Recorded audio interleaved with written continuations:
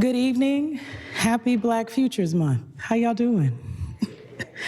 I'm Dr. Ron, and it is my pleasure to welcome you here to the Sonia Haynes Stone Center for Black Culture and History, a space where we have been considering what freedom means on this campus officially, formally, since 1988. I'm the director and steward of this space, and I want to welcome you home if this is a return, and to invite you to come back again if this is your first time. Just a shameless plug, these kinds of events never happen without the support of many people. I want to send a shout out, as we like to say, to all of the work study students, many of whom are rocking their Stone Center t-shirts tonight, to Sharif and Brittany and Greg and the team, Extended and Core from the Stone Center. Thank you all very much for all of the work that you do to make sure that these events go off without a hitch. And in inviting you to return, one of the things I just want to let you know is we just had a new exhibition open around the corner in the building called Initiations, and it will be open through May the 11th. So please come back, and check out the exhibit. And I hope you will stop by and see us too whenever you come. So here at the Stone Center, as I was saying, freedom is always at the forefront of our mind, and freedom requires reckoning.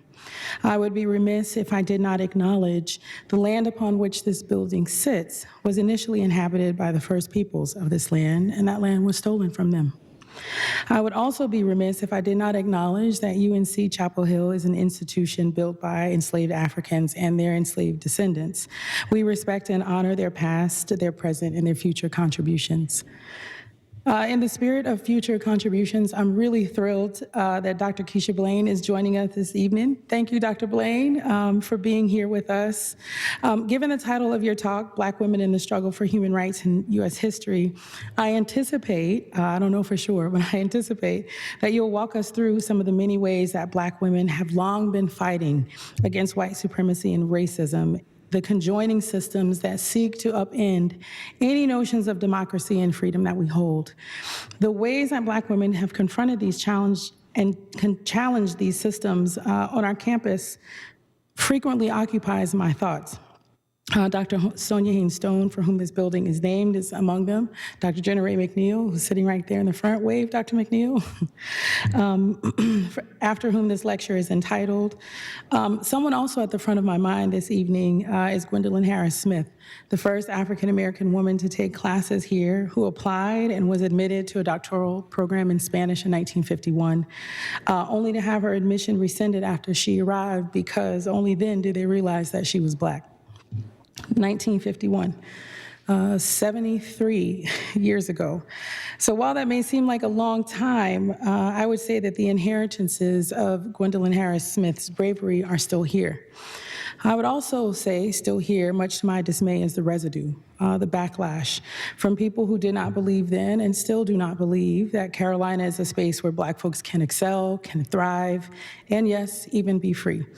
Yet I also know that there are folks here in our community, I would say right here in this very room, who work every day to reckon with that residue, to challenge white supremacy, and to interrogate the nefarious forms of racism that would seek to divide us. Know that we see you transforming our history in real time, and we are grateful for you. In Dr. Blain's new book, Wake Up America, Black Women in the Future of Democracy, it just came for me. I'm very excited. Yay, Dr. Blain. Just released and just came for me. In this new book, she makes a compelling claim followed by an even more provocative set of questions. The claim, we need to find a promising way forward, she says. How might we work together to build an inclusive, multiracial democracy that lives up to the ideals and promises of the nation's founding documents? What concrete steps can we take as ordinary citizens, policymakers, activists, influencers, and leaders, to make our democracy stronger? These are the questions I invite you to consider with us tonight together. Thank you very much. Welcome, and the program will proceed as it is written.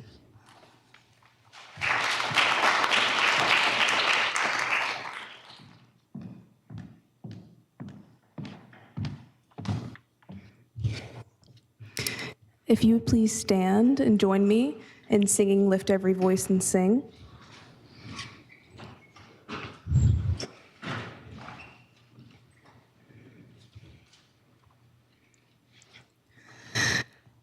Lift every voice and sing till earth and heaven ring, ring with the harmonies of liberty. Let our rejoicing rise high as the listening skies. Let it resound loud as the rolling sea. Sing a song full of the faith that the dark past has taught us. Sing a song full of the hope that the present has brought us. Facing the rising sun of our new day begun, let us march on till victory is won. Stony the road we trod, bitter the chastening rod, felt in the days when hope unborn had died, yet with a steady beat have not our weary feet come to the place for which our fathers sighed. We have come over a way that with tears has been watered.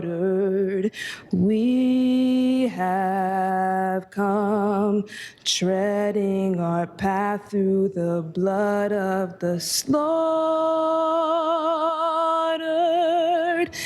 Out from the gloomy past, till now we stand at last, where the white gleam of our bright star is cast. God of our weary years, God of our silent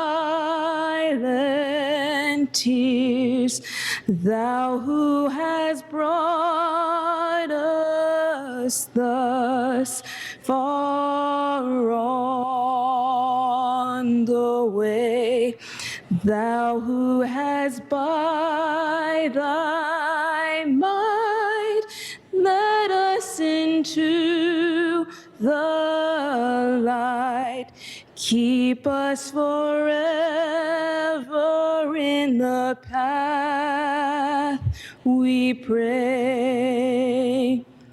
Lest our feet stray from the places, our God, where we met Thee, lest our hearts, drunk with the wine of the world, we forget Thee, shadowed beneath Thy hand, may we forever stand, true to our God, true to our native land. Thank you.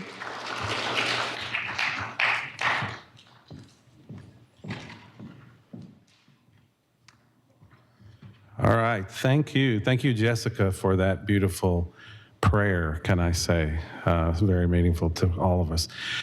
Okay, I told Ron I didn't get my notes on the little card, so I was just going to say what I thought. She said she likes that. I hope that's okay. My colleagues are going to do the real work tonight. I want to thank you all for coming. I'm here to warm it up. And I just want to say I was very pleased last year to be at the inaugural launch of the Jenna Ray McNeil Black History Month lecture. And this is the second annual, but it's not the second because this lecture goes way back. We'll hear more about Jenna Ray from Miguel Cerna here in a minute, but Dr. Jenna Ray is I want to say, iconic figure in our community. And she crafted this observance of Black History Month many, many years ago and stewarded it and made sure that it happened. And through the generosity of donors, we've been able to memorialize it in her name. And so I'm very pleased to see her here, and I'm going to tell a story, if it's okay, on her. I was pleased not too long ago to go to the award ceremony for the highest award given by UNC, the William Jefferson Davy Award. And I was able to share a table with Dr. Jenna Ray McNeil because she was receiving that award. Well, it was a very interesting evening, and we heard from many folks, but Dr. Jenna Ray got up to speak, and I just want you to know, and she can tell you later, she had something to say. And she said it. And afterwards, someone came up to me, and he might have been a trustee, I won't say, and he said, "What was that?" And I said, "Well, I believe that was Dr. Jenna Ray McNeil speaking truth to power. You don't have that in your house?"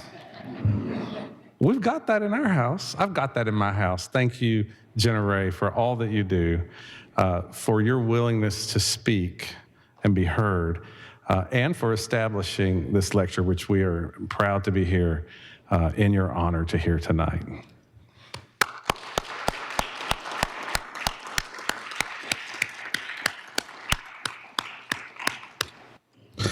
All right.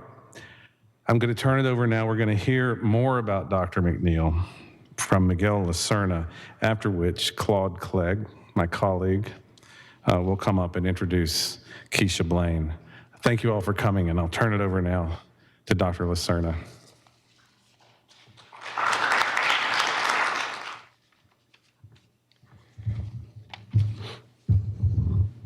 Good evening, everyone. It's my pleasure to introduce Dr. Jenna Ray McNeil, for whom this lecture series is named. But before I do, Dr. McNeil has asked for a moment of personal privilege, and who am I to deny her that? So, Dr. McNeil.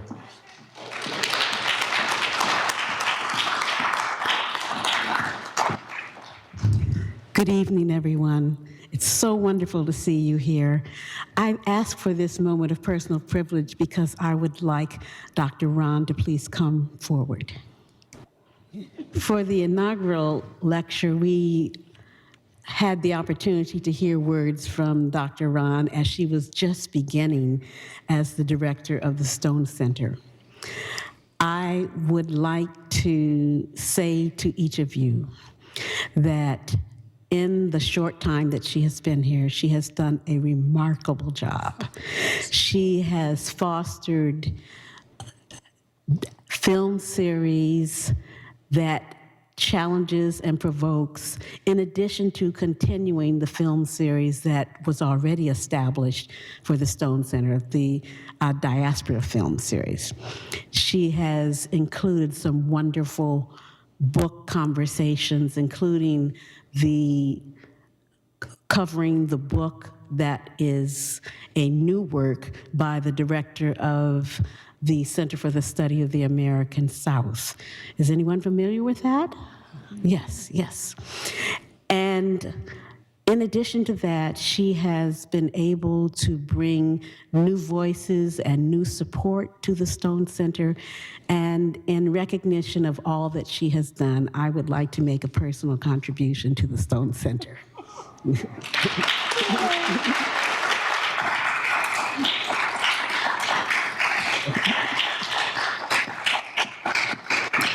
She's too much, y'all. Thank you, Jennifer. You're so wonderful. Okay, please continue.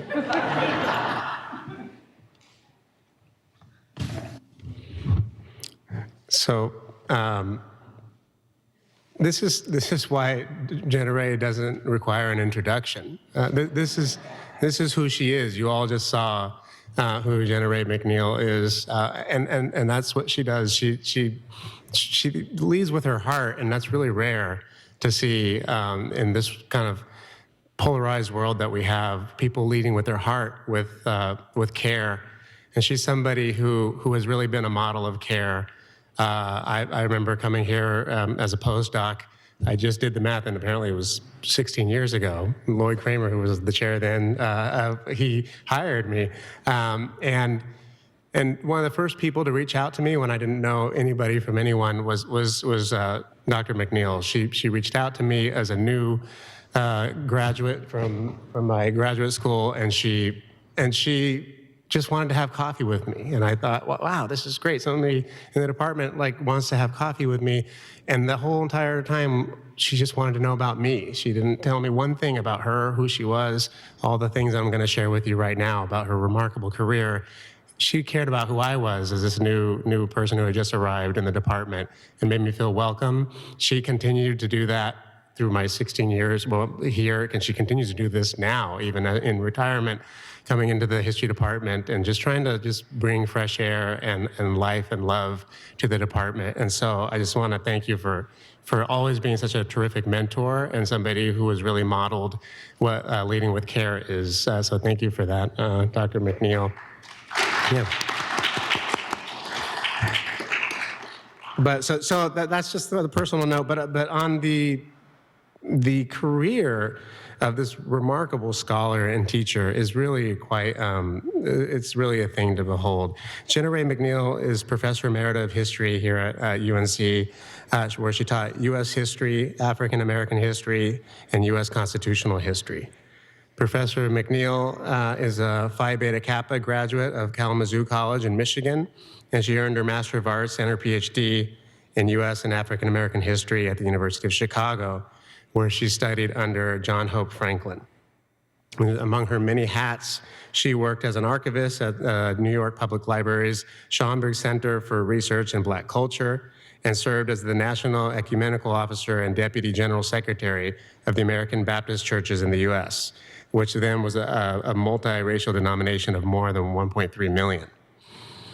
Before joining the University of North Carolina as faculty, as a history professor, Professor McNail taught at Howard University's School of Law and later chaired the Department of History there at Howard. Professor McNail has published a number of important articles and essays and edited volumes on African American history, legal history, civil rights history, U.S. history. She's widely known for her prize-winning book, Groundwork, Charles Hamilton, Houston, and the Struggle for Civil Rights, which was awarded the Silver Gavel Award by the American Bar Association for outstanding scholarship in American legal history. And she served as a research scholar and fellow at both the Schomburg Center for Research in Black Culture in New York City and the Woodrow Wilson Center for Scholars in Washington, D.C.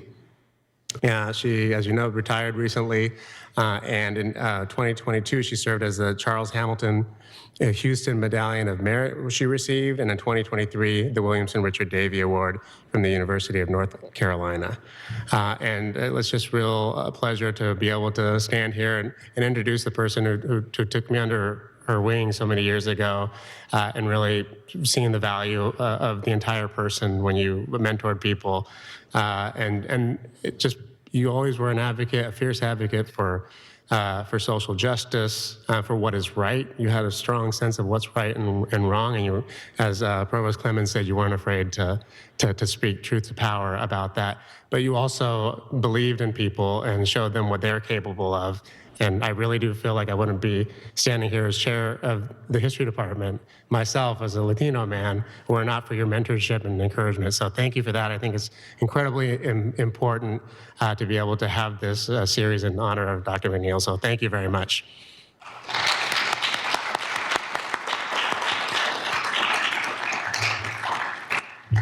Okay, and I'll hand it to you, Claude.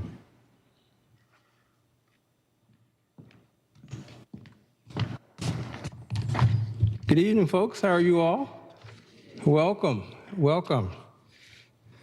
I have the pleasure of welcoming our speaker and introducing her for tonight's event. Dr. Keisha N. Blain is one of her generation's most innovative and influential historians. Her research and writing examine the dynamics of race, gender, and politics from both national and global perspectives. She holds a PhD in history from Princeton University and is professor of Africana Studies and History at Brown University. Dr. Blain is the author of Set the World on Fire, Black Nationalist Women and the Global Struggle for Freedom, which came out in 2018, which won the first book award from the Berkshire Conference of Women Historians and the Darlene Clark Hine Award from the Organization of American Historians. Dr. Blain's Until I Am Free, Fannie Lou Hamer's Enduring Message to America was nominated for a NAACP Image Award and selected as a finalist for the 2022 National Book Critics Circle Award in Biography. Dr. Blain's most recent book, released just this month, and Dr. Ron shared it with you, and is entitled Wake Up America, Black Women and the Future of Democracy, has been quoted as the perfect distillation of some of the most brilliant thinkers and leaders of our time. Dr. Blain is also the co-editor of To Turn the Whole World Over, Black Women and Internationalism, New Perspectives on the Black Intellectual Tradition, and Charleston Syllabus, Readings on Race, Racism, and Racial Violence. Her latest collection is the #1 New York Times bestseller, 400 Souls, A Community History of African America, 1619 to 2019, edited with Ibram X. Kendi. 400 Souls was selected as a finalist for the 2022 Carnegie Medal of Excellence in Nonfiction. Dr. Blain's writings have been featured in The Atlantic, The Washington Post, The Guardian, The Nation, Foreign Affairs, and more. She frequently offers commentary on international, national, and global media outlets such as the BBC, MSNBC, PBS, CNN, NPR, and Al Jazeera. She is the recipient of more than a dozen prestigious awards and fellowships, including a Guggenheim Fellowship, a W.B. Du Bois Fellowship at Harvard University, and a Ford Foundation Fellowship. In 2018, Dr. Blain was appointed to the Organization of American Historians Distinguished Lectureship Program. She is widely sought after as a speaker on U.S. history, African American history, African diaspora studies, and women's and gender studies. Dr. Blain's talk this evening, entitled Black Women and the Struggle for Human Rights in U.S. History, advances a new history of human rights and thinking and activism by highlighting how Black women in the United States in various locales and from diverse social backgrounds fought for the rights and dignity of all. Please join me in welcoming Dr. Keisha Blain.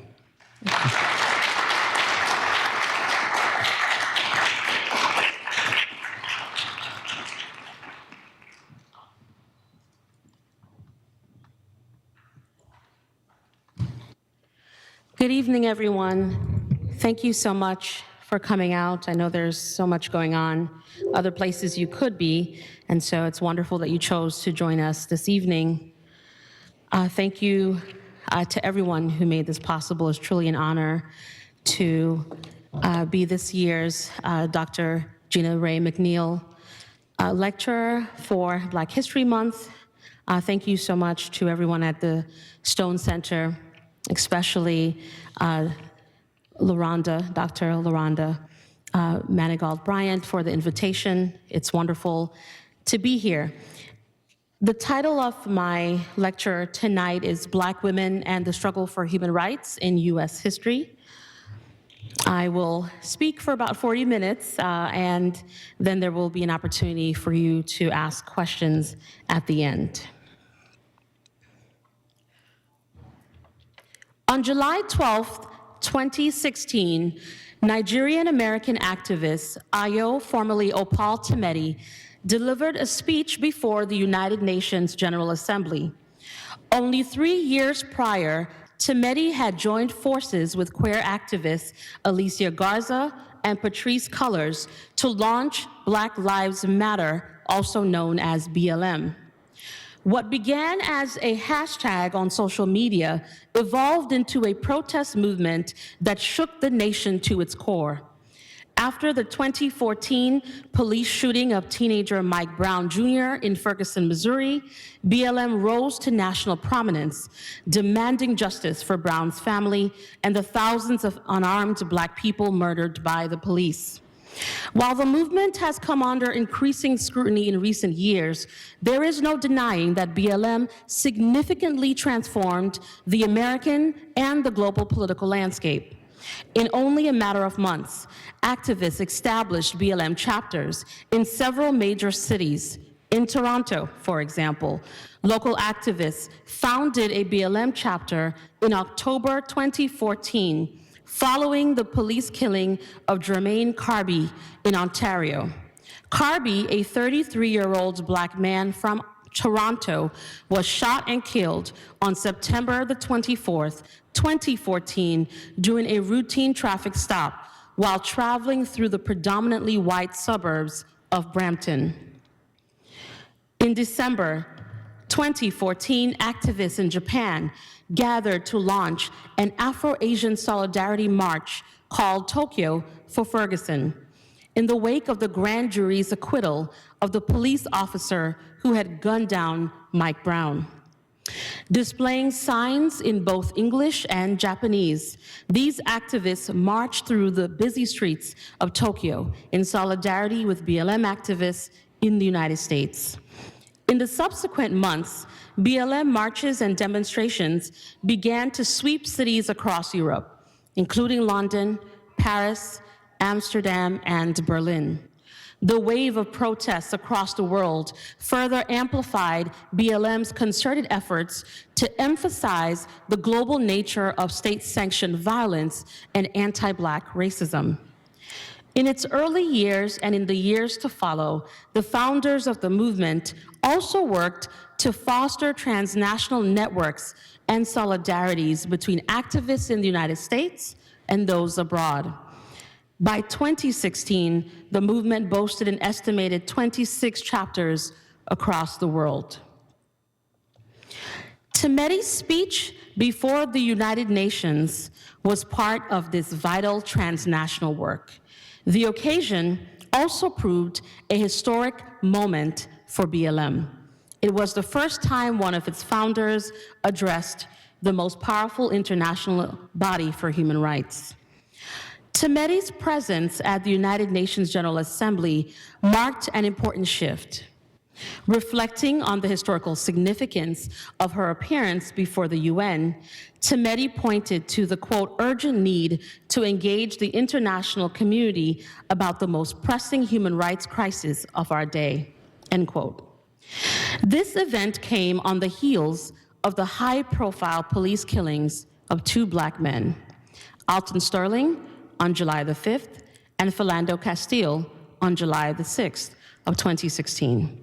The police shootings, both caught on tape, sparked a wave of protests across the United States that summer. In hopes of addressing the problems of structural racism and discrimination, the UN hosted a 2-day debate that brought together world leaders and activists.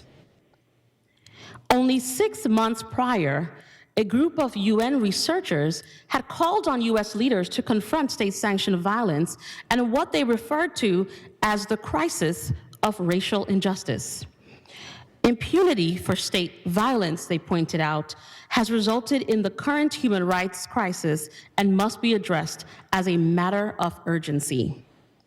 The 2-day gathering in July 2016 was one significant step in the UN's efforts to address this human rights crisis, and the decision to include Timeti as one of the featured presenters underscored BLM's central role in shaping national and global narratives on human rights. Reminiscent of a long line of Black activists who took their concerns before the United Nations, Timeti presented a powerful message before the General Assembly, and it was one heard and circulated to millions worldwide. She began her address with a moment of silence for Alton Sterling and Philando Castile, recognizing the gravity of the moment. She went on to emphasize 3 specific challenges in the campaign to advance human rights. 1, global capitalism.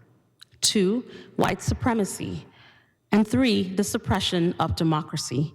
For Timeti, all 3 grew from what she described as the root causes of inequality, and they were shaped by a history of slavery and colonialism.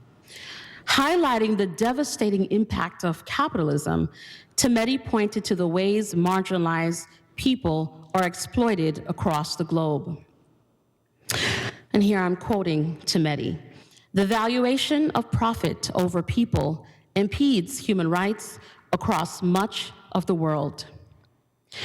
Capitalists have consumed natural resources and perpetuate violence against workers, especially women and girls, while contributing little to local economies." Timeti went on to cite national and international examples from Detroit to Haiti to across the African continent, noting that capitalist ventures have displaced over 65 million people. She went on to address the global problem of white supremacy, which created the circumstances for police killings in the United States and abroad. The impact of structural racism and deeply embedded anti-Blackness, she argued, has lethal consequences. The tragic police killings of Sterling and Castile underscored this fact. As Timeti pointed out, Black people everywhere in North America, Europe, Asia, and other parts of the world are vulnerable to state-sanctioned violence. She therefore emphasized the need to view police killings in the United States as part of an ongoing human rights crisis. Because state-sanctioned violence against Black people is a human rights issue, then the response and the solution required a global effort. Timeti called on activists and world leaders to uphold an expansive political vision modeled after BLM. We advocate with and are led by women, Black immigrants, queer folks, people who are incarcerated, transgender, disabled, and people who practice different religions, she argued. We see this diversity as strength. By linking national concerns to global ones, and by calling for a broad vision of rights and freedom, Timeti was building on a tradition of Black women who came before her. Indeed, Black women in the United States have been at the forefront of the struggle for human rights for centuries. For these women, the struggle for Black liberation in the United States has always been an expansive issue, one that is inextricable from the struggle of all people to attain the liberties and opportunities available to them, regardless of race, regardless of ethnicity, and regardless of nationality. A closer look at Black women's political ideas and activism in the US revealed that these women have framed their demands not only as civil or citizenship rights, but also as human rights problems of epic proportions that extend well beyond national borders. In standard accounts, the history of human rights is one told through the ideas of white men, especially European philosophers, and told through organizations such as the United Nations and Amnesty International. Citing these perspectives alone obscures how non-state actors and activists on the ground have shaped human rights discourse and activism. Black women in the United States, some eminent and notable, and others working in complete obscurity for all their lives, fought for and worked to redefine the rights and dignity of all people. This is true for Mariah Stewart, an abolitionist and an early feminist based in Boston. While she did not use the term human rights, her writings and speeches during the 1830s emphasized what historian Lynn Hunt lays out as the core tenets of human rights: natural rights, universality, and equality. By natural rights, I'm referring to the rights that are inherent in all humans. Universality suggests that these rights are applicable everywhere, and equality refers to the rights that are the same for all people. These three interlocking qualities formed the core of Black women's vision for liberation, and this is evident in the early 19th century. Maria Stewart, one of the first women of any race to speak in public in the United States, made broad appeals to common humanity and God-given rights while emphasizing the need for equal rights and opportunity for all. And we see that during an address at the African Masonic Hall in Boston in February 1833, in which Stewart condemned slavery and insisted on freedom and equality for Black people. She argued, quote, "Give the man of color an equal opportunity with the white from the cradle to manhood and from manhood to the grave, and you would discover the dignified statesman, the man of conscience, and the philosopher." Her comments underscored the link between equal rights and societal outcomes. Black people could only reach the highest echelons of society if given the same access their white counterparts received. Long before the phrase human rights even began to circulate widely in public discourse, these women were already thinking about the rights and privileges that should be granted to all individuals, regardless of race and regardless of nationality. At a moment in US history when Black people were fighting to be recognized as citizens, these women emphasized the need for rights and liberation on the basis of their humanity. Theirs was an appeal to the world as much as it was an appeal to the nation. In the absence of international law or formalized institutions that safeguarded human rights, these women functioned as human rights couriers. They carried with them a vision of liberation that transcended the borders of the nation, one that would set the stage for a vibrant political movement in the decades to follow.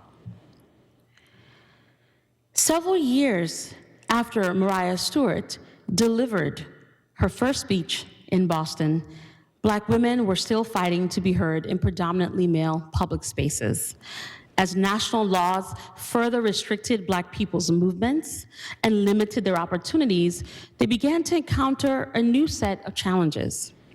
Black women abolitionists, such as Harriet Jacobs and Sojourner Truth, worked to raise greater awareness of the horrors of slavery in the hopes that Americans would sense the urgency to bring an end to its practice.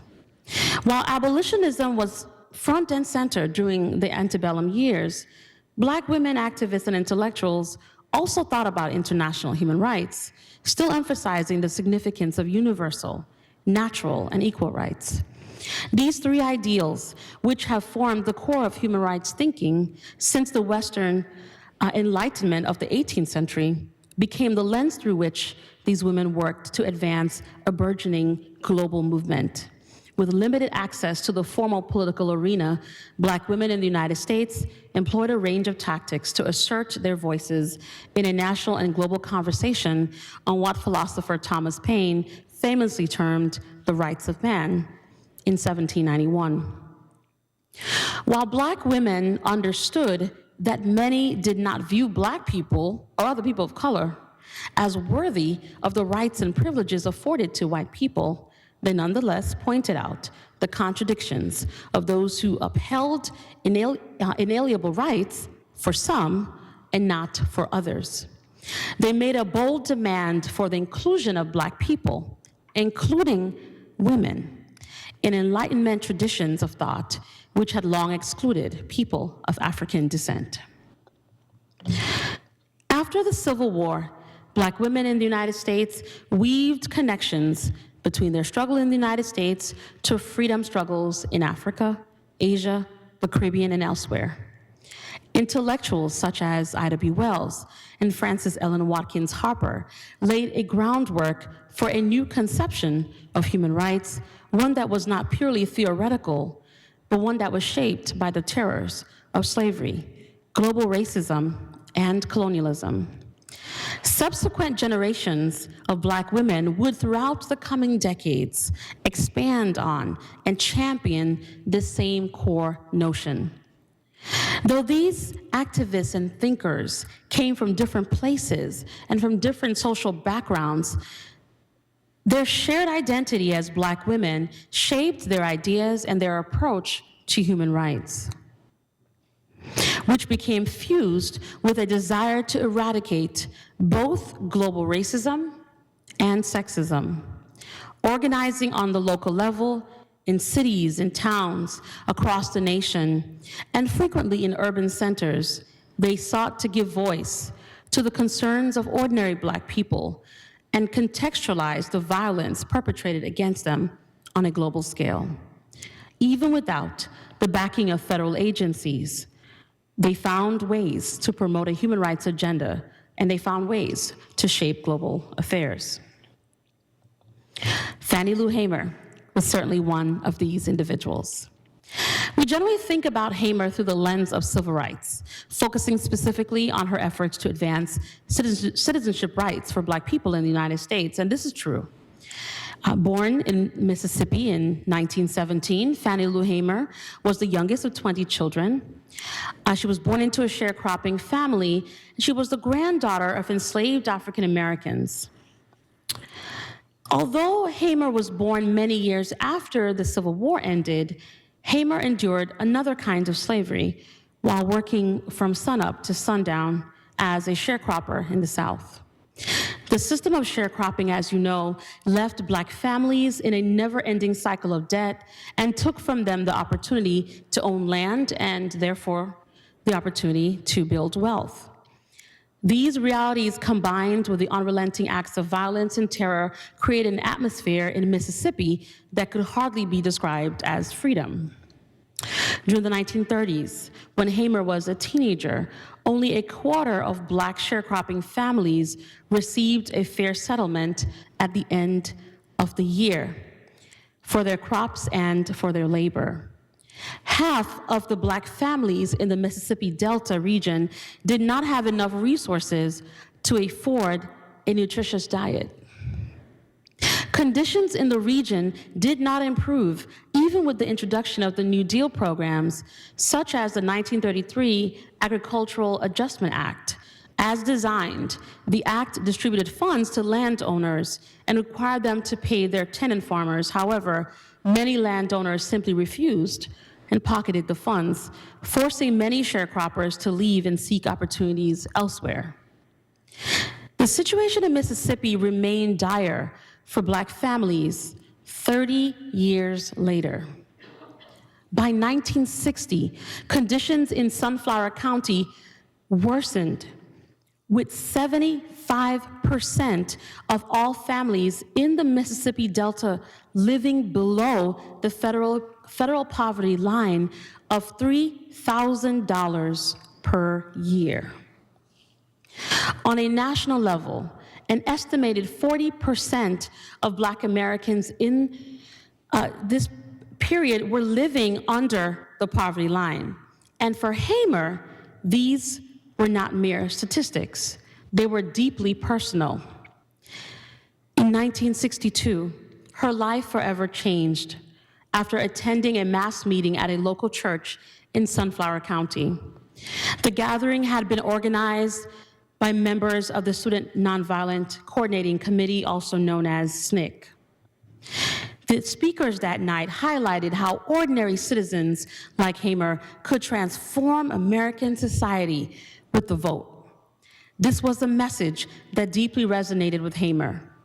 According to Hamer, she had not learned about her rights to vote until that evening. It was therefore a political awakening as much as it was a religious one. At the church gathering, Hamer came to the realization that it was God's will for her to join the movement and play a role in the fight for human and civil rights. That night, at the age of 44, she joined the movement, becoming the oldest field secretary in SNCC. When the SNCC organizers asked for volunteers, Hamer joined 17 other local residents who agreed to attempt to register to vote that week in Indianola. When they arrived at the courthouse, they saw armed police officers gathered outside. Inside the courthouse, they faced discriminatory literacy tests administered by the registrar, who asked them to interpret sections of the Mississippi Constitution. Later that evening, when she returned to the plantation where she worked, Hamer was forced to leave. The white landowner, who was displeased that Hamer had traveled to Indianola to register, gave her an ultimatum. He told her to withdraw her registration or be evicted from the home she shared with her husband, Perry.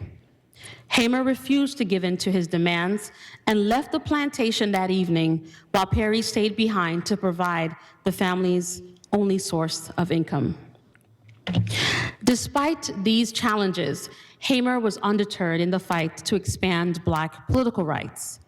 In August of 1964, Hamer and other members of the Mississippi Freedom Democratic Party arrived in Atlantic City, New Jersey, to attend the Democratic National Convention. They were hoping to compel the state and national party to seat the Mississippi Freedom Democratic Party rather than expose the lack of equal representation in the party before a national audience. They also wanted people to know about the resistance and intimidation activists encountered while organizing for voting rights. At the convention, Hamer delivered a powerful speech in which she passionately questioned, "Is this America?"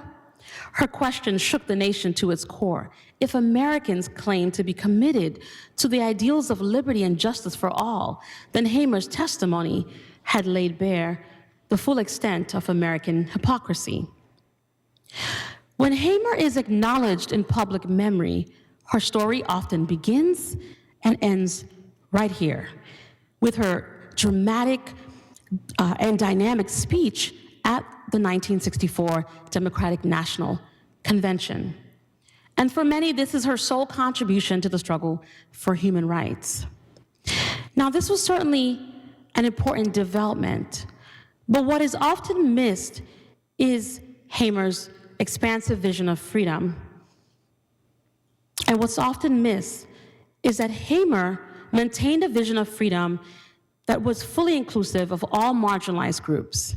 She did not simply advocate for civil rights, but she advocated for human rights. Hamer's visit to the African continent in 1964 radically expanded her political vision, and it helped her to see that the struggle for Black rights and freedom in the US was, to quote W.E.B. Du Bois, a local phase of a world problem.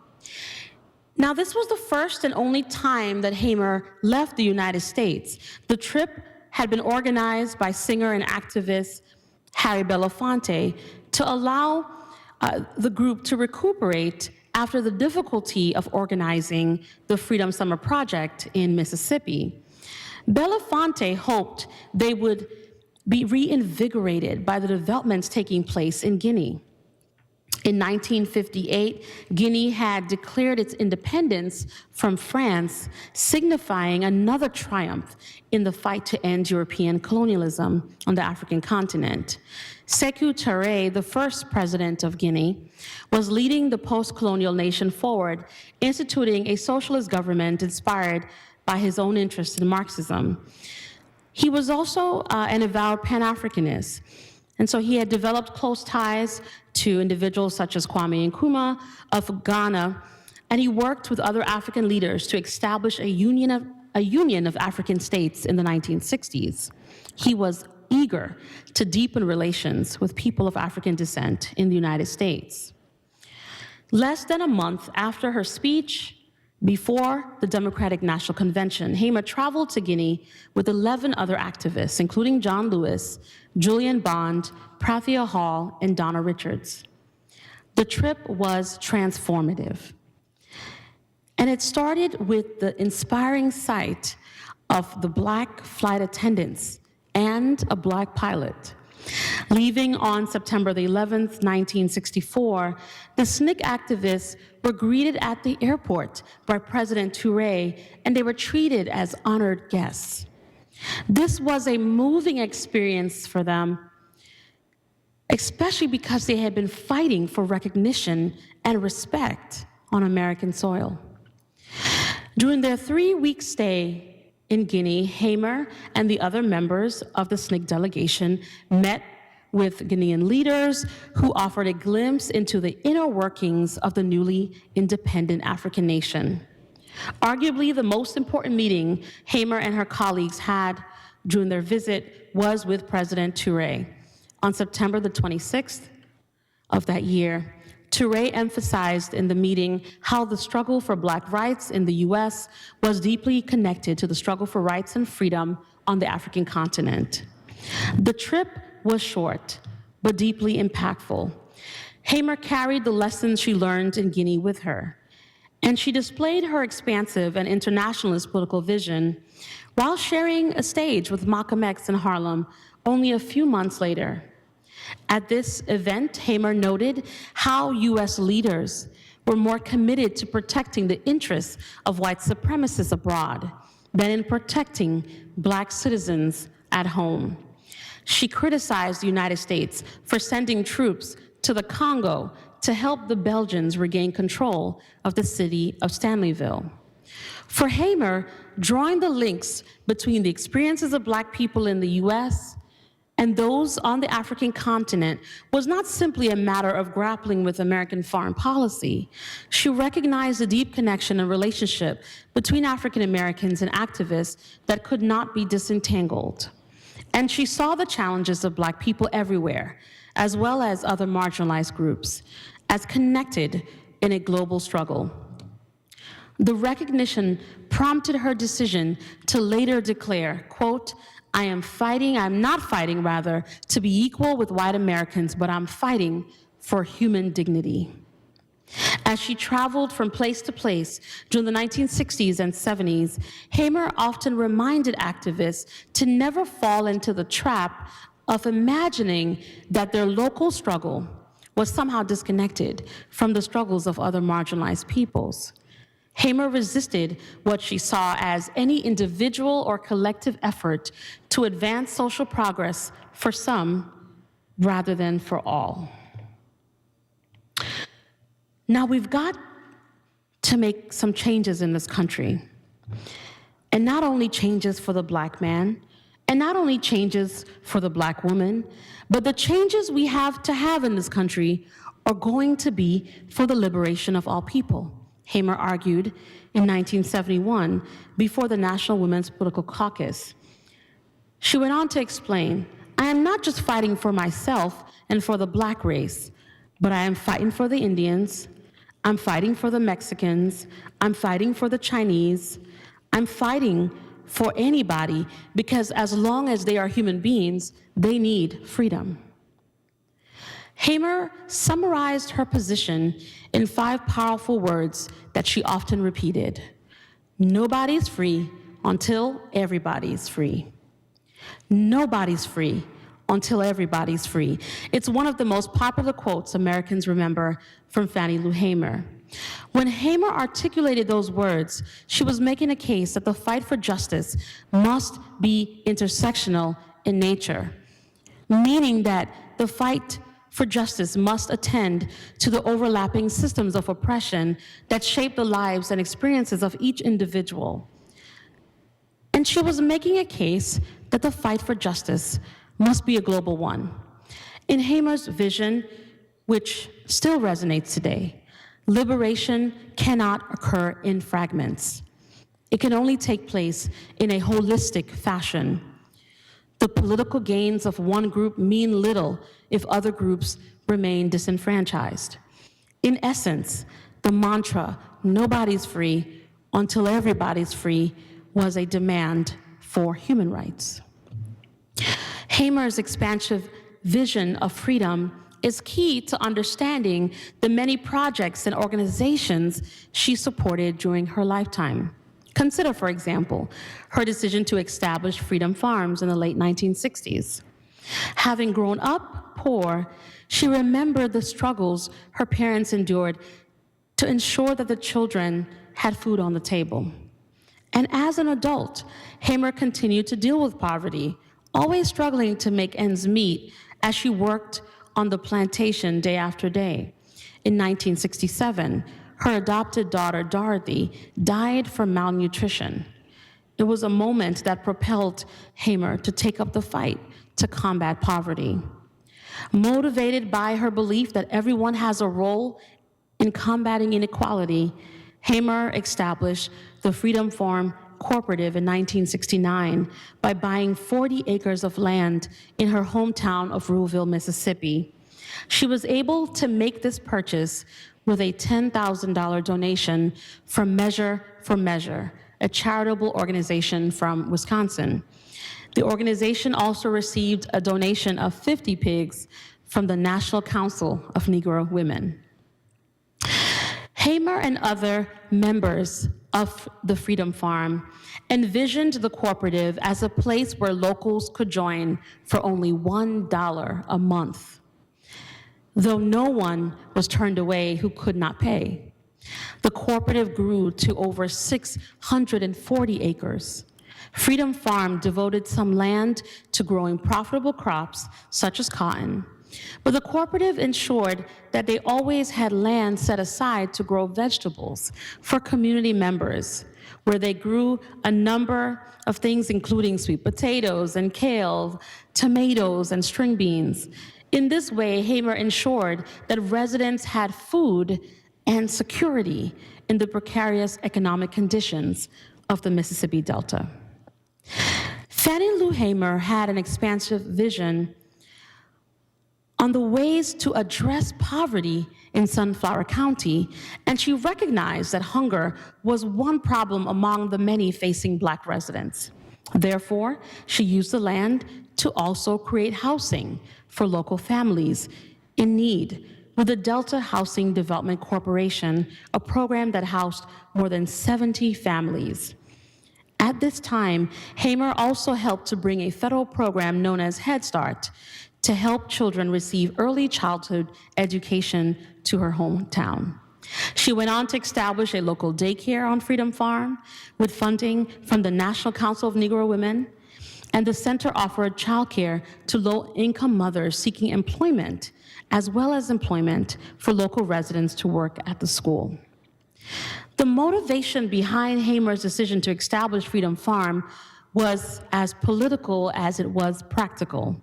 As she explained it, down where we are, food is used as a political weapon. But if you have a pig in your backyard, if you have some vegetables in your garden, you can feed yourself and your family, and nobody can push you around. If we have something like some pigs and some gardens and a few things like that, even if we have no jobs, we can eat and we can look after our families.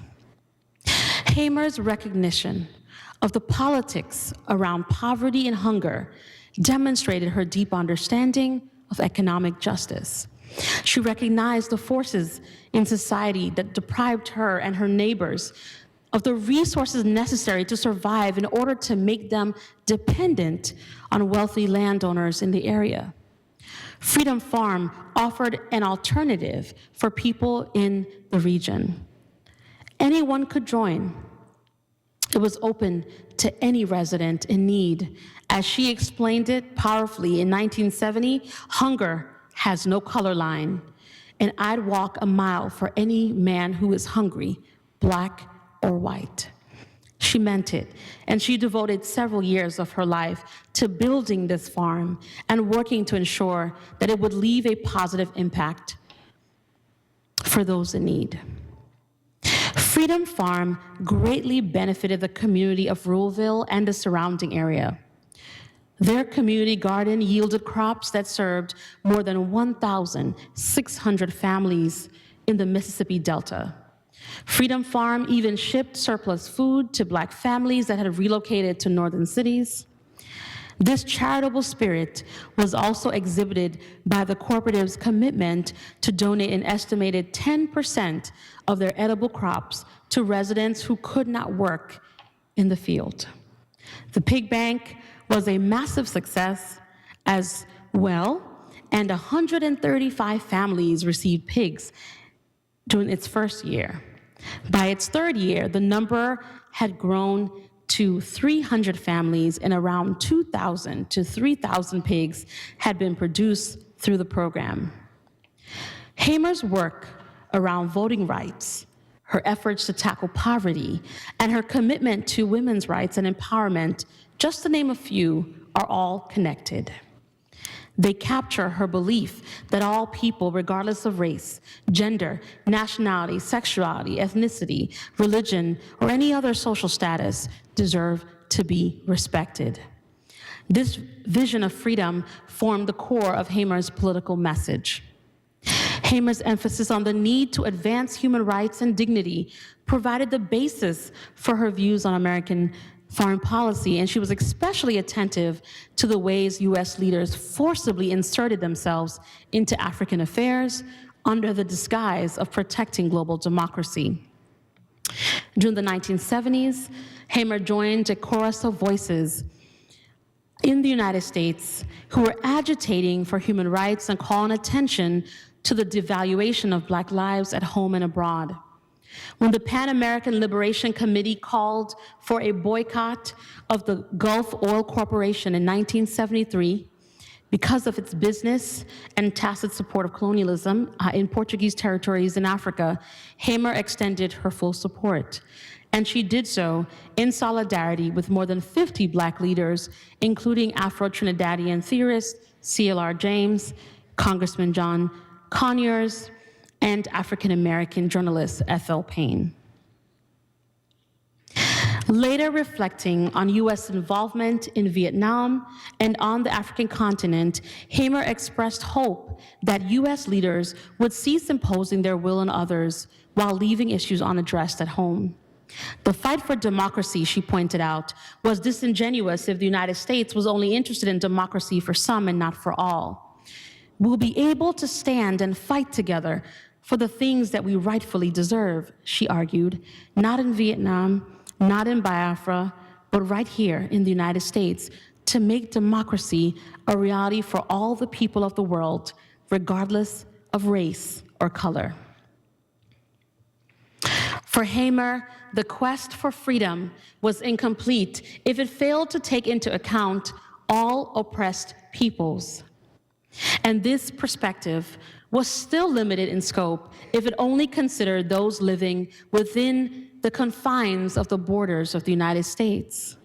In her political philosophy, the fight for the rights and liberation of marginalized people in the US was certainly connected to the freedom struggles of other people of color across the globe. By linking national concerns with global ones, Hamer set a precedent for future generations of activists. Those who heard Opal Tometi speak before the United Nations in 2016 caught just a glimpse of it. Thank you for listening.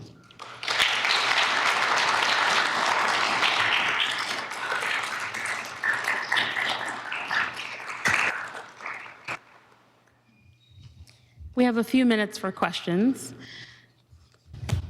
Okay.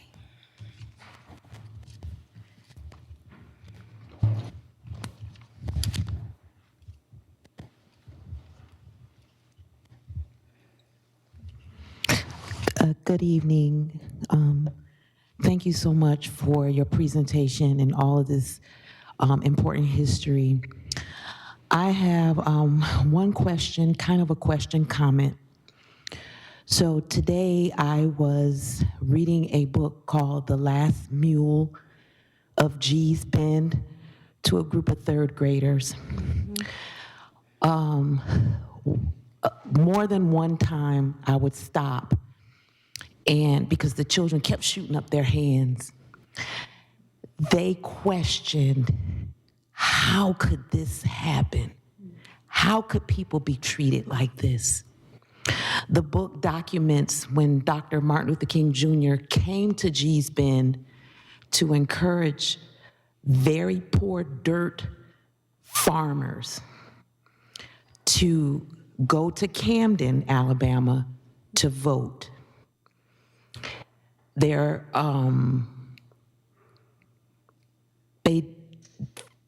the restriction was so terrible that the sheriff eventually stopped the ferry, because the ferry was basically the only way they could get to Camden, and they didn't have cars, they had mules to get over there. And again, the kids would say, why would they keep people from voting? Why would they stop people and treat them mean like that? So I'm asking this question because in order for history not to be repeated, we have got to make this history accessible to young children. And we have to make it palpable, but we cannot sugarcoat the truth. So I would like to know, because my library has books about Fannie Lou Hamer, we have books about Sojourner Truth. We don't have any children's books about Tameti, and so I wish somebody would write one for a younger audience, because we cannot wait till high school to teach children history, Black history. Black history is American history, and I'm sure everybody in here knows this. There would be no United States of America if it wasn't for Black people. It just wouldn't be here. So I would like to know your thoughts on how and who's going to write this history for younger children. Thank you so much for that question. The answer is we are going to do it. You are going to do it as well. And I say that not dismissively, really, I do mean it. I first learned about much of the history that I teach, I learned in college. And the first time I sat in a college course and found out the names of some of the folks who I even mentioned tonight, I left in tears. I was so embarrassed.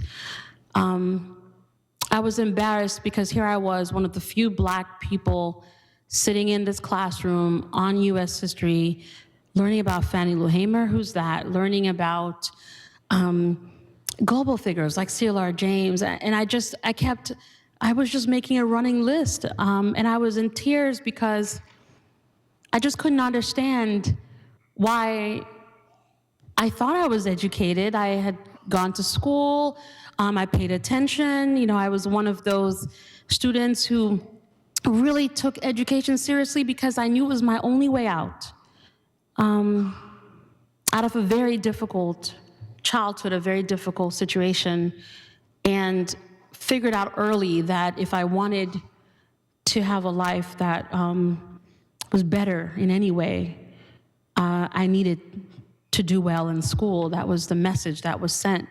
And so I didn't understand how I made it to college, had been a valedictorian, had all these accolades, and here I am sitting in tears because I don't know this history. And part of what I had to figure out was, there's nothing to be ashamed of, but I needed to then take a step forward and say, one, now that I am enlightened, I will do the same. I gave up my plans to become an attorney very quickly that day and decided I would become a historian. Not exactly the best news to tell your mother. But it was important because I said to myself, I want to contribute. I want to help write the books that would ultimately bring this history to other people like me. And so, when I get, I appreciate academics reading my books, that's lovely, it means a lot to me, thank you. But I have to say the most beautiful thing is having someone email me saying, I came across your work, I'm not a scholar, but I picked up this book on Fannie Lou Hamer and I learned about her. I had someone contact me who said, was ashamed. They said they were ashamed because they were in Mississippi, had grown up in Mississippi, and they didn't know Fannie Lou Hamer. And I responded, don't be ashamed. You now know, share the news. You now know, right? Recommend the book, recommend other resources. And so I do believe that we have to be the ones to do it. I never look, that's one of my mottos in life. When I see the gap, I feel it. And I was sharing that with someone earlier, that I started writing a book on Black women and human rights. I was so fed up with having conversations with folks saying to me, oh, I never, and this is a comment someone actually said to me, which I thought was appalling, but nonetheless they said it. They said, oh, I never thought of Black women as central to the history of human rights. And I thought, what?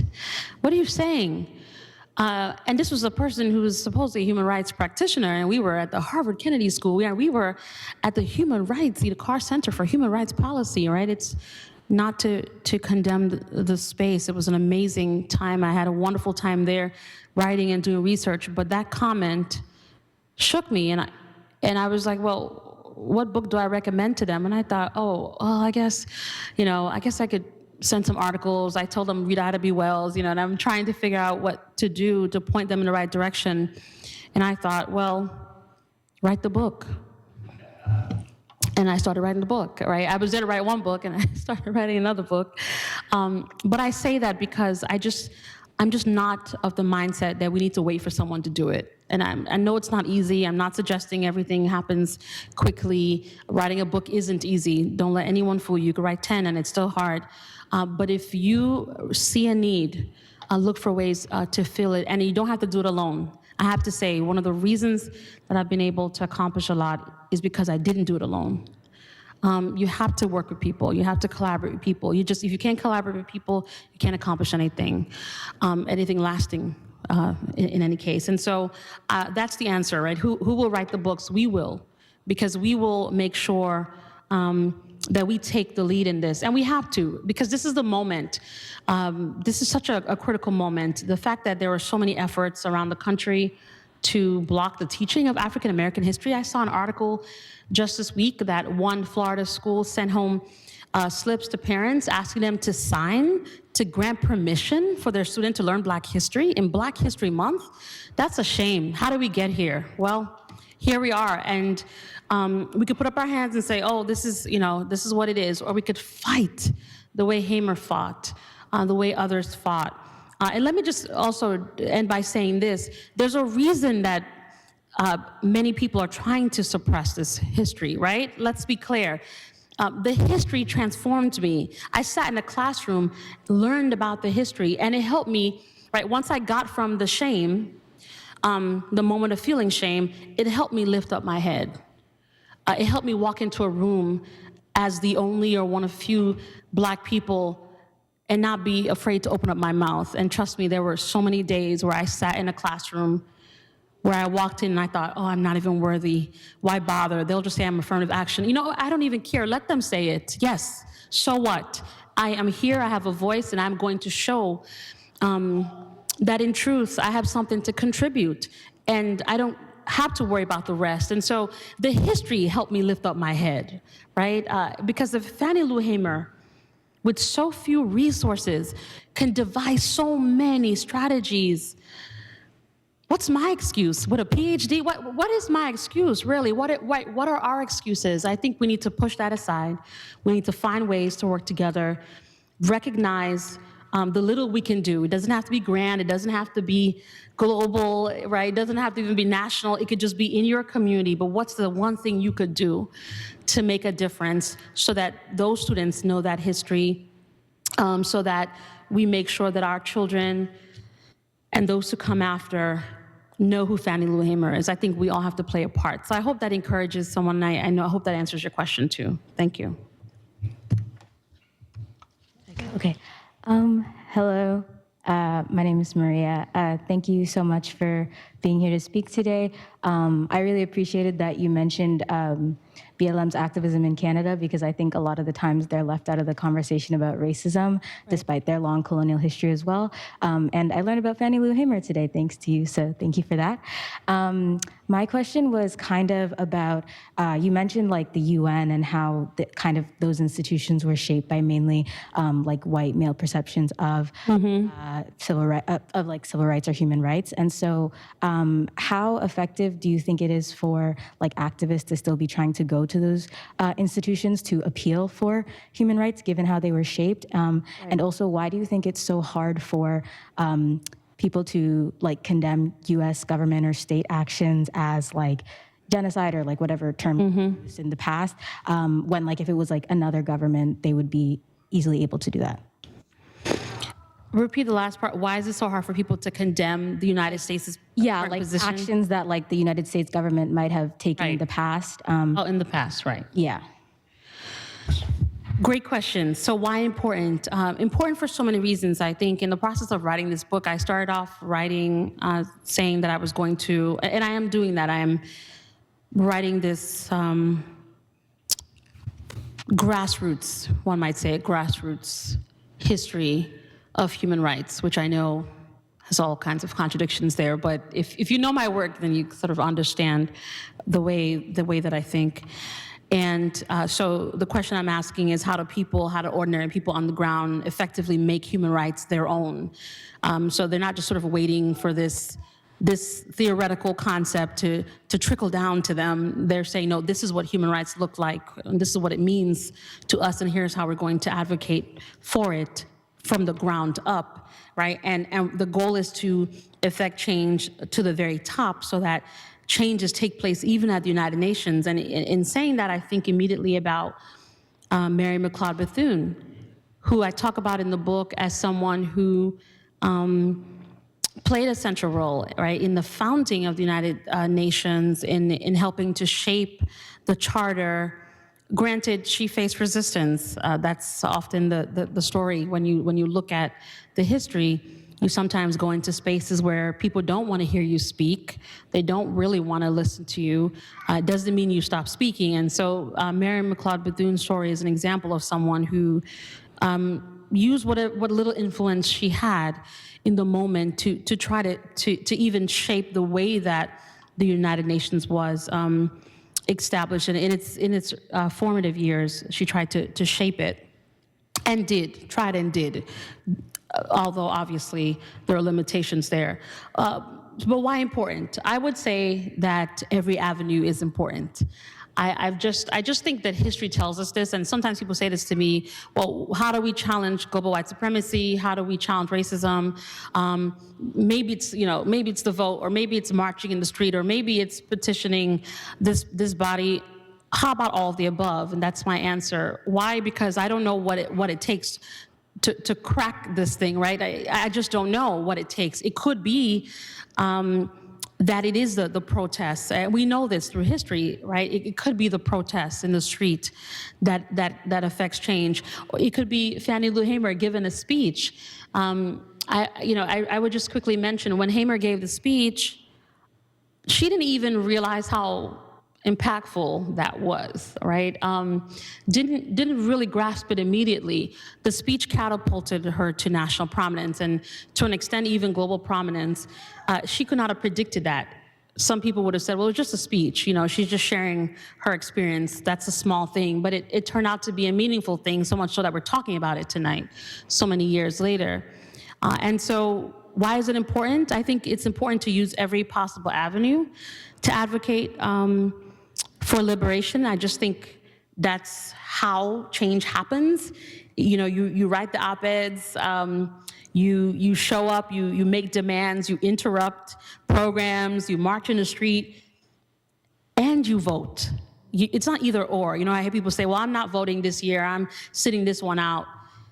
Well, that's ridiculous, especially when I think about what Hamer went through. How dare I say such a thing? But I will say this.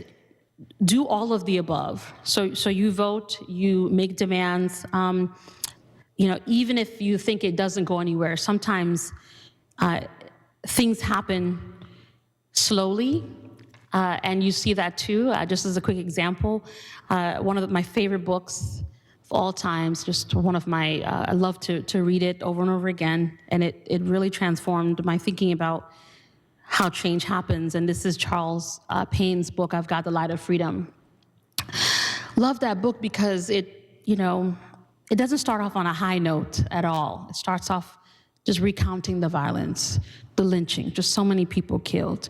And you start reading it and you feel the weight of it, and it's hard to get through that first chapter, those first few chapters. And then it's about this slow work, going door by door into communities, bringing people together, mentoring people. Like, it's just not glamorous stuff, but it's the kind of work that made change happen. So when you say, why is it important?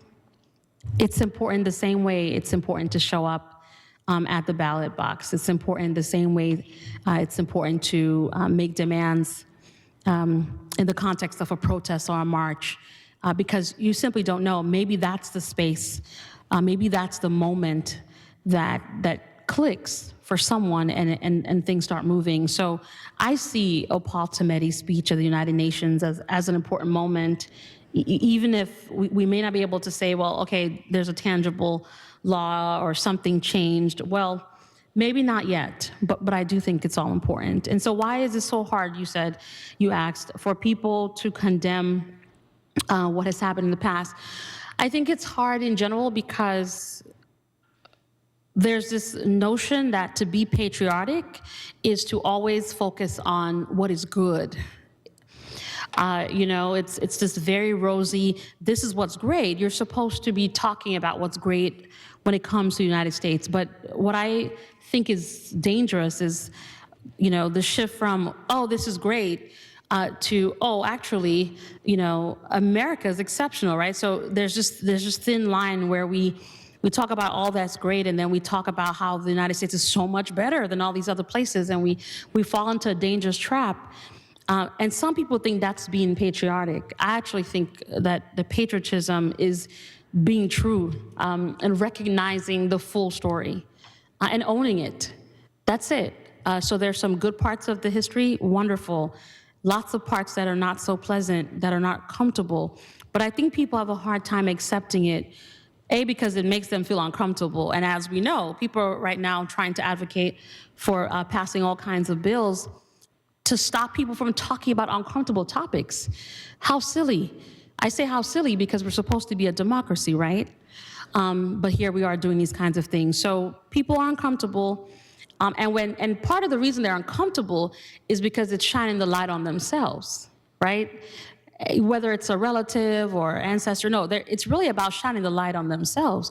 Nobody really wants the light on themselves because that means, great, I have to own up to it and then I have to do something about it. Forget it. The easiest answer is it doesn't exist. There you go.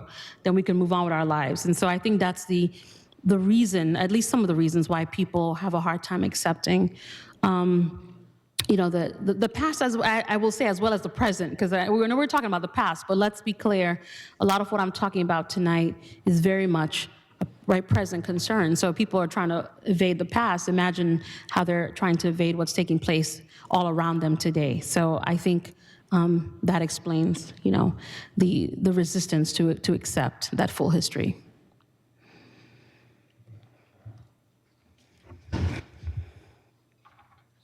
Oh. I think there are two people in the front. Hello. Oh, I hear my voice. Thank you so much for your lecture today. It's been very interesting. Listen to your lecture. You talk about how Black women specifically fight for human rights beyond just Black liberation. They're fighting for the liberation of all people. And, there's a lot of literature about how Black women and Black queer women are always at the forefront of these movements. And I'm wondering, why do you think it is that this intersectional oppression allows them to be at the forefront of these liberation movements that spread beyond just being a Black or a woman or a queer person, but being a person, period? Why do I think that queer Black women are the ones who are emphasizing this intersectional, is that the question, this intersectional framework? Okay. Well, lots of reasons. You know, when I started working, I think when I decided that I would focus on Black women's history, initially, I was struck by this notion of a dual oppression or a dual burden of dealing with racism and sexism, essentially. And of course, the more that I studied Black history, the more I understood that just focusing on those two were limited in scope, because I think about someone like Barbara Smith, founding member of the Combahee River Collective, very significant Black queer organization. And one of the things that stands out to me is the Combahee River Collective statement, in which they essentially make a case that if Black women are free, if Black women are liberated, in effect, other groups, other social groups would experience liberation. And part of it is that when you deal with the individuals who find themselves, not by choice, of course, by the social factors, find themselves at the bottom of the socioeconomic ladder, I'll say it that way, those who find themselves combating multiple oppressions at once, which I think is just, to me, the power of this notion of intersectionality that Kimberly Crenshaw at least named, even though, as I argue in the book on Hamer, we see intersectionality long before Kimberly Crenshaw names it. But nonetheless, to the question, I think when you have individuals who are combating these multiple oppressions, they really, it's hard for them to focus on just the one thing. Let me be clear, because as I'm talking to you, I'm thinking about all these examples. My mind is racing. I'm thinking about 19th century. I'm thinking about individuals who, in the women's suffrage movement, who were really frustrated with white suffragists who only wanted to talk about gender or only wanted to talk about women's rights, but didn't want to talk about race. That is there. I get that. But what I'm saying is, throughout history, what we see oftentimes are Black women saying, listen, we're not just being oppressed because we're women. Yes, we are dealing with, we're dealing with the sexism, we're dealing with all of that. It's frustrating, it's bothersome, but hear us out. It's not just that. It's the anti-Blackness too. Or for someone like Barbara Smith saying, it's not just the anti-Blackness, it's not just facing resistance because we're women, it's also dealing with homophobia and at times in the Black community, right? So it's just, I think people who have to live their lives confronting multiple systems of oppression simply have a hard time operating in a bubble in which they could say, well, I'm fighting for liberation. And that's one of the reasons that I, as much as I've written about Black nationalism and very important topic, and which is why I wrote about it, I don't embrace Black nationalism. And the reason I don't personally embrace Black nationalism is I simply think it's limited in scope to just walk around saying race first. Well, fine. If we say race first, that's okay. Well, what's second? What's third? What's fourth? What's fifth? And at what point do we ultimately prioritize one thing to the detriment of everything else? And I'm not interested in that kind of liberation where it's only for this particular focus. I just want to see the kind of liberation that applies to all people. And I think that it's not surprising that you would have groups like the Combahee River Collective be at the forefront of this discourse, because they understand that just a lived experience, you cannot separate any of this.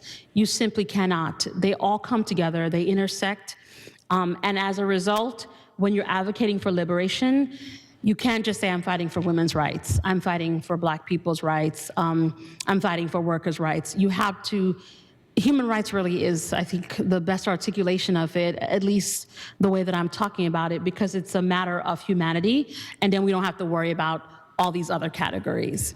So I hope that answers your question. It's obviously complex in many ways.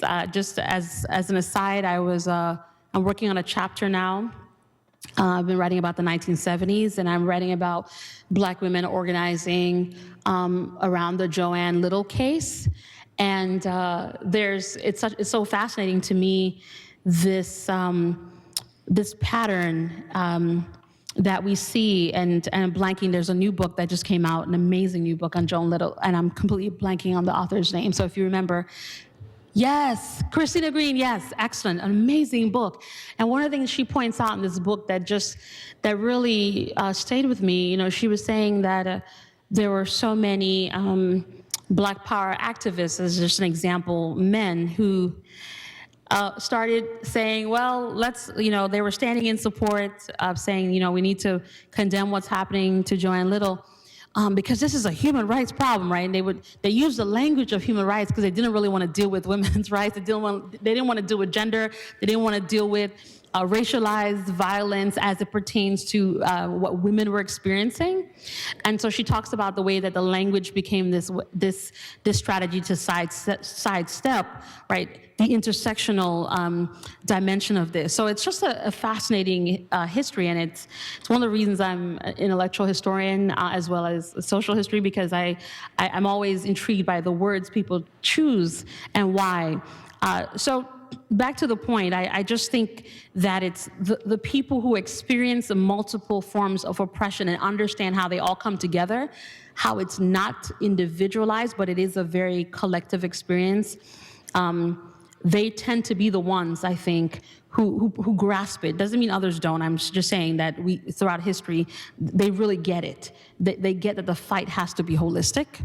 And perhaps that's why someone like Hamer comes to the point where she says, I'm no longer fighting to be equal with white people, but I'm fighting for human dignity. So I hope that helps. It's a very fascinating concept to grapple with.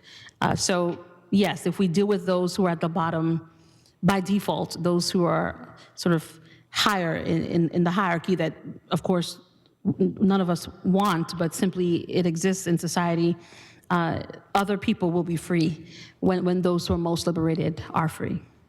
Or rather, not most liberated, those who are most oppressed, rather, are free. Others will be free as well. Thank you. I'm over here. Yes. Thank you for your historical overview. It's terrific. I was recently at an event with high school teachers who were talking about how seniors in high school were saying they didn't want to vote for two reasons, Black and white students. Mm-hmm. It doesn't make any difference. It always stays the same. And why vote? And number two, they say voting for the lesser evil is still evil. So if you could channel Fannie Lou Hamer as a historian, what would she say in a classroom?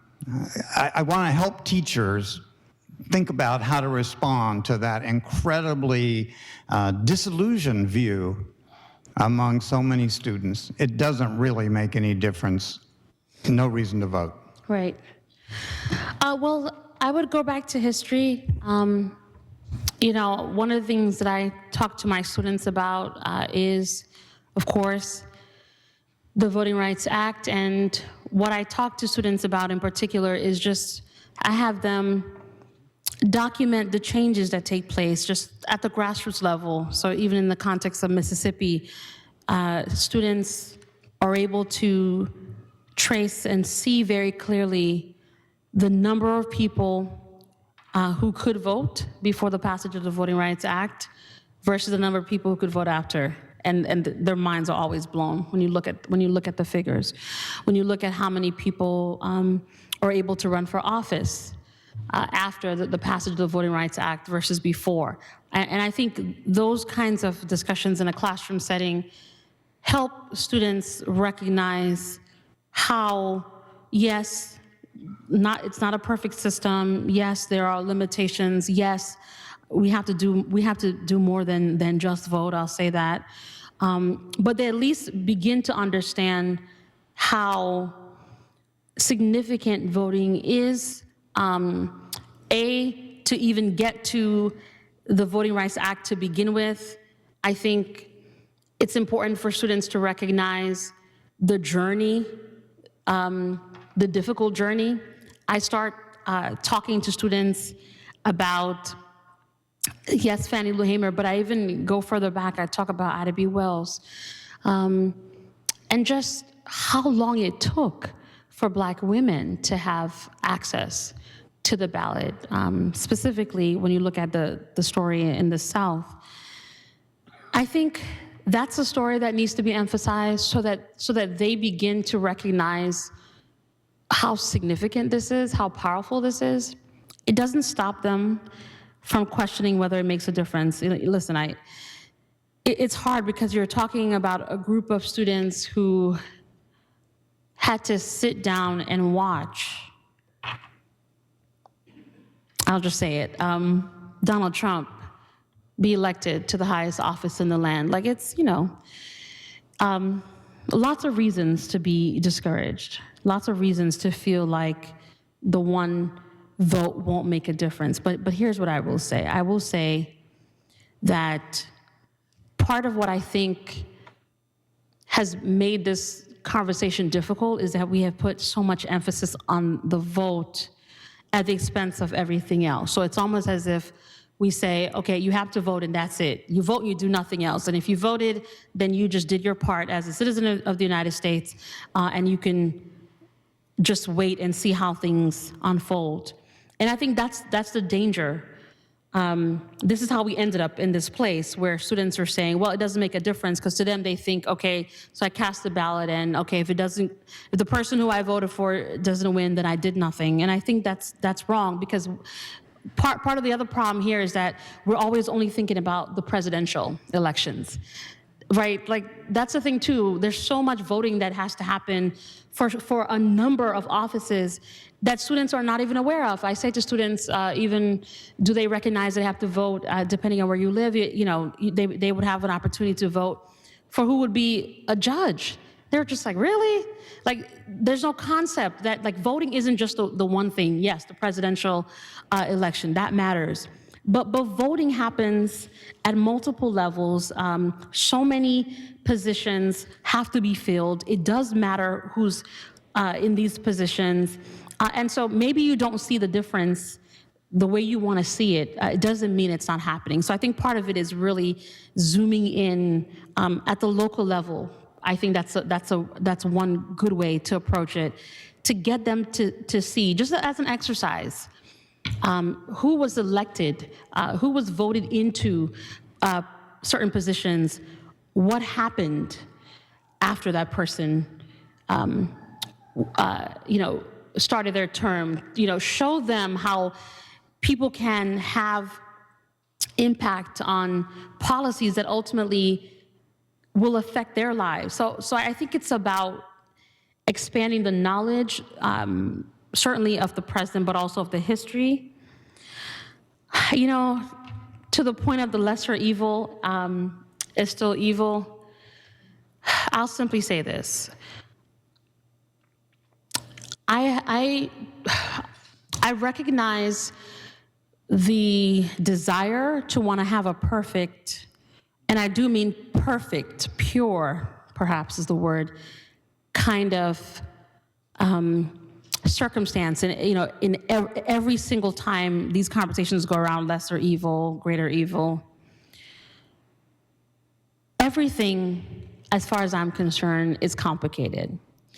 Even the individuals who we hold dear as freedom fighters, you name me anyone, and I can point out some things that won't make you comfortable.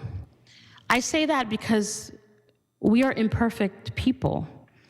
And I'm always struck by, I hear people say things like, oh, this person, I'll never vote for this person because of their view on X. What candidate will have a position that perfectly aligns with everything you believe? Name me that person. That person does not exist. And if you think they exist, then they've clearly done a really good job with PR and marketing, because they've gotten you to believe that they believe everything you believe. But that's simply not the way the world works. And so I would simply say that we have to recognize what's at stake, in this moment, for me, I'm thinking about the state of the democracy, which is why I just edited this volume. What's the future of democracy? People think that you simply have a democracy and it just exists, you know? You just sort of, it just happens and it flows. No, you have to keep it, right? You have to uphold it. You have to protect it, or you can lose it. Shocker. Yes, you can. And if you didn't think that was possible, did you pay attention to what took place on January 6th? So I don't know if that's going to that's really going to sway the students that you're dealing with, but I would certainly try. I would certainly try because I think at the heart of this is a feeling of disappointment, perhaps, a feeling of frustration. This is not a great year, election-wise, right? It doesn't feel great. There's not a whole lot of energy. There's a lot of disappointment, I think, on both sides. People feel it. Wherever you stand politically, I think you feel it. But I think we have to push past it as much as we can to fight for what we believe. And as I said earlier, sometimes you take a stand and it leads to change immediately or in your lifetime, you could see it. And sometimes you take a stand and you don't see anything. Doesn't mean change won't happen.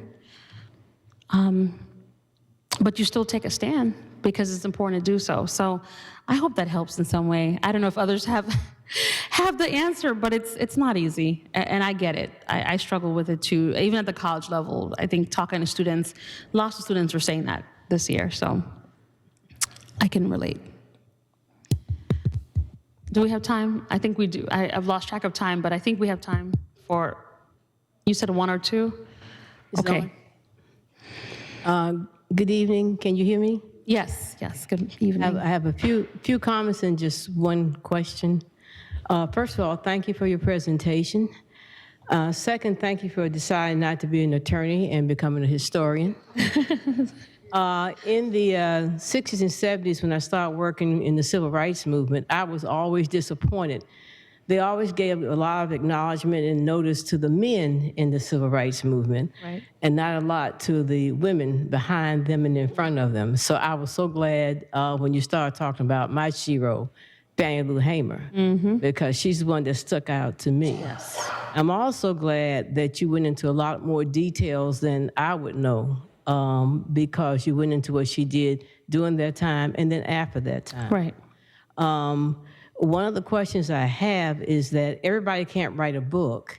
Right. And we need to get this information to our young people, like the lady was saying. Do you have any suggestions on how we can get our history to our young people, not only in the classroom, but outside the classroom? I know years ago they used to have Saturday schools in churches. Do you have any suggestions on that so our young people can know our history and pass it on? Yes, thank you for that question. So there's so many great tools out there. One of the, perhaps I think, most exciting projects that I worked on over the last couple of years was with Crash Course. So Crash Course, if you haven't heard of it, look it up. All videos on YouTube. You can access every single lesson. It's essentially, they put together a full semester's worth of videos on Black history. And I'm not in the videos. I was behind the scenes working on the syllabus, helping them construct the scripts and so on. And I did it because I thought, oh, this is such an amazing tool, because as you know, everyone won't pick up a book, but you can spend 15 minutes just watching a video. And the videos are beautifully done. Clint Smith is the person who narrates it, and lots of great graphics. So I recommend highly the Crash Course on African American history that I think can be used at the high school level, even younger, junior high, anyone really who's interested in the history as an example of a non-book format. You brought up churches. Yes, ironically, Also reading an article recently about churches across the state of Florida in particular, certainly happening elsewhere, but Florida, of course, as you know, because of the challenges there under DeSantis. And churches, predominantly Black churches, have been holding Saturday, some Sundays, different type of Sunday school, in introducing the history for those who are interested in learning. So that's one way. I think we have at our disposal so many resources. As an example, I think about Zoom. That's the one thing I think during the height of the pandemic, we all learned a lot about Zoom if you didn't know about Zoom before, as just a fairly quick way, again, assuming someone has a computer or a phone or a tablet, a way to bring people together in different places. And so one of the things that I am thrilled about, in fact, just a few weeks ago, someone put together a reading group to talk about my book on Hamer, and I saw that and really warmed my heart because I thought, oh, this is beautiful. Just bring people together, and it was on Zoom. I invited everyone. It's free. You can buy the book, you can borrow the book at the library, and just talk about Hamer as you're reading the book together. And I thought that was such an amazing way to combat some of the things that are taking place across the country in limiting the teaching of African American history. So those are just a few quick things that come to mind for ways to share this history. And I really hope that people, that at least if you take nothing from tonight's, nothing else from tonight's discussion, I do hope that you'll be thinking about ways that you could be part of this discussion. I always say we need to be more than spectators. We do need to take an active role in what's happening. We have to go beyond, oh, I can't believe this is happening in our nation, to, wait a minute, whatever democracy we want to see, we have to be the ones to fight for it. That's just how democracies work, right? It rests upon our shoulders. Yes, there are challenges. Yes, there are limitations. Yes, there are so many forces against us, but it doesn't mean that we put our hands up. And so in whatever little way we can push back, whether it is in that reading group, whether it is finding ways to get this information into the hands of people who need it, I think we have to do it. And now is the time. I know I've been talking with a sense of urgency tonight, but there is a sense of urgency because like many of you, I'm concerned about what could happen in just a few months, in this nation. So let's find ways to come together and ensure that we build a kind of multiracial, inclusive democracy that we want to see. So I hope that's helpful. I think that's last.